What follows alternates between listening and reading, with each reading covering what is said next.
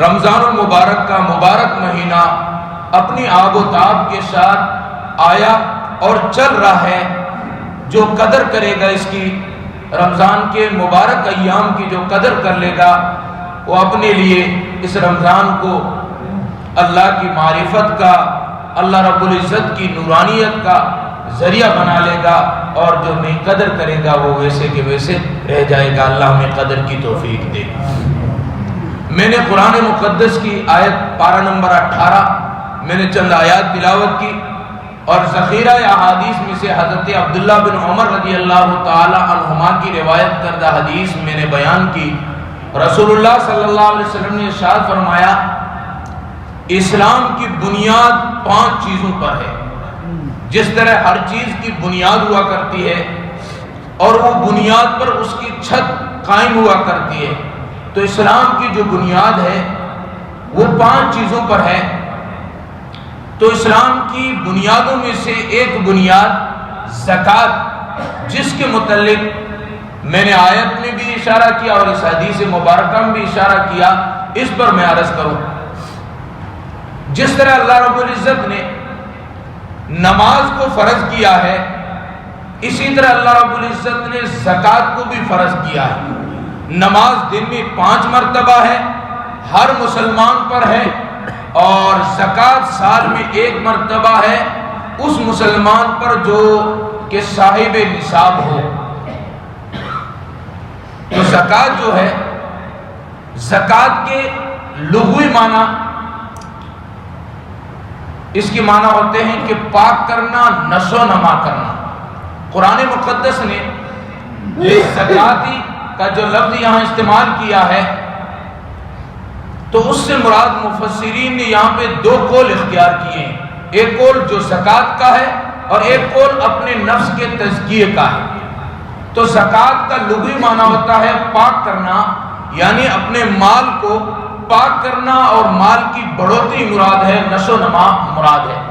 اور زکوٰۃ کا اصطلاحی معنی جو شرعی معنی ہے وہ یہ ہے کہ وہ مسلمان جو صاحب نصاب ہو، جس کے پاس مال ہو، اور اس مال میں سے زکوٰۃ نکال کر دوسرے کسی غریب کو اس کا مالک بنانا، یہ زکوٰۃ کا اصطلاحی اور شرعی معنی ہے.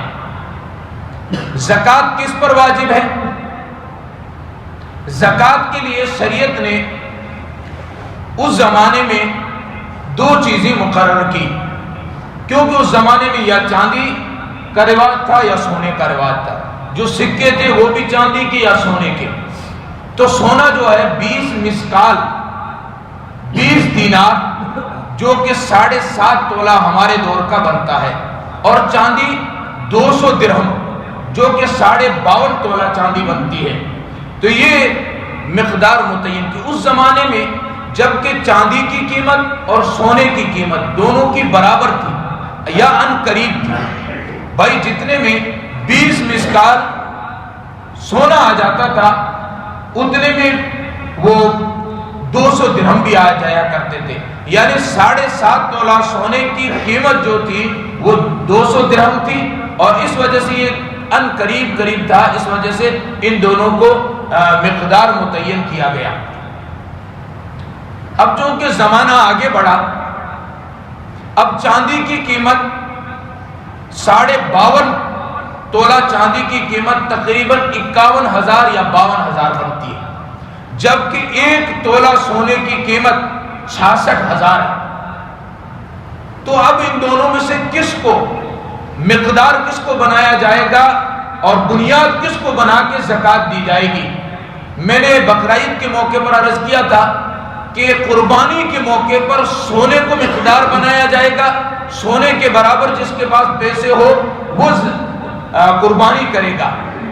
اور یہاں پہ اگر سونا ہے پھر یہ انسان زکوٰۃ نکالے گا. پوری چاندی ہے پھر بھی صاحب نصاب ہے، لیکن نہ چاندی ہے پوری نہ سونا ہے، اور سارا مال ملا کے ایک مقدار بنتی ہے. تو اب مقدار کون سی متعین کی جائے گی، چاندی کی یا سونے کی؟ علماء کے اس پر 2 قول ہیں. جیسے ہے وہ کہتے ہیں سونے کو مقدار بنایا جائے گا، لیکن احناف کی پرانے آئل سے اور آج کے علماء کے فتووں سے اس بات پر، اس نتیجے پر پہنچا جاتا ہے، وہ یہ ہے کہ چاندی کو مقدار بنایا جائے گا، اور مقدار یہ ہوگی جس بندے کے پاس 51,000 روپے آج کے دور میں 2024 ہندوستان کی جو نوٹ ہے، ہندوستان کی جو کرنسی ہے، اس کے موافق اگر آج کے دور میں کسی کے پاس 51,000 روپے ہیں، یا 51,000 روپے کے زیورات ہیں، یا 51,000 روپے کا مال تجارت ہے ضرورت سے زائد، یعنی جو وہ چیزیں جو مال تجارت میں ہیں، یا یہ کہ وہ چیزیں جو کہ زیورات کی شکل میں ہیں، یا یہ کہ وہ نقدی کی صورت میں ہے، اس کے پاس پیسوں کی نقدی کی صورت میں ہے، تو ان چیزوں پر 51,000 کی اگر مالیت بنتی ہے تو یہ بندہ اب صاحب نصاب ہے اور زکوٰۃ دے گا۔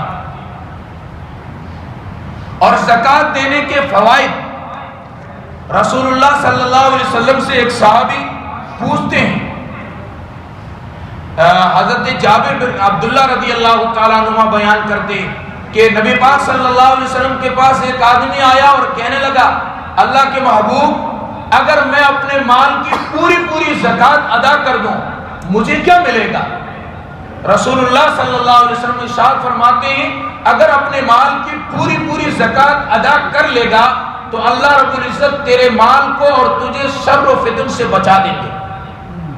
تو مال کی زکوٰۃ ادا کرنا فتنوں سے اور شر سے بچا جاتا ہے۔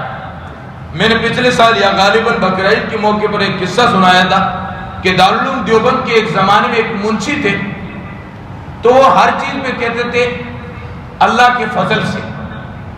تو ان کے گھر پہ چور آ گیا، یہ تہجد میں اٹھ گئے اور چور کوشش کر رہا تالا توڑنے کی۔